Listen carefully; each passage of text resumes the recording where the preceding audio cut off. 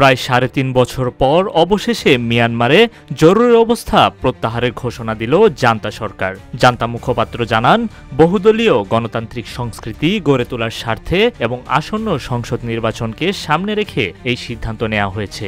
বৃহস্পতিবার এক অডিও বিবৃতিতে সামরিক মুখপাত্র জৌ মিন্তুন বলেন, বহুদলীয় গণতন্ত্র প্রতিষ্ঠার স্বার্থে সরকার পার্লামেন্ট নির্বাচন আয়োজন করতে চায়, আর সে কারণেই জরুরি শাসন আজ থেকে তুলে নেওয়া হলো।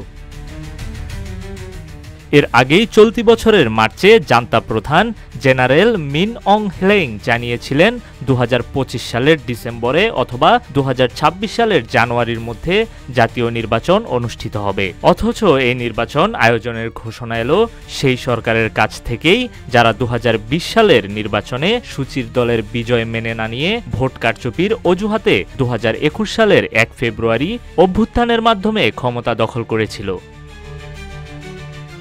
জরুরি শাসনের সূচনা হয় ওই দিন থেকেই, আর সেনাপ্রধান হ্লেইং হয়ে ওঠেন রাষ্ট্রপ্রধান। গ্রেফতার করা হয় সুচি ও তার মন্ত্রিসভার সদস্য এবং হাজারো এনএলডি নেতাকর্মীকে, যাদের সবাই এখনও কারাগারে বন্দী।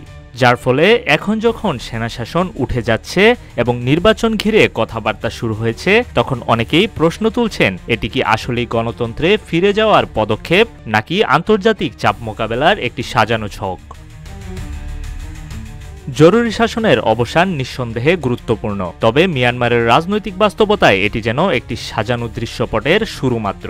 সুচি ও তার দলের মুক্তি ছাড়া কোনো নির্বাচনই গ্রহণযোগ্য হতে পারে না, এমনটাই ধারণা করছেন রাজনৈতিক বিশ্লেষকেরা। নিউজ ডেস্ক, রূপালী বাংলাদেশ।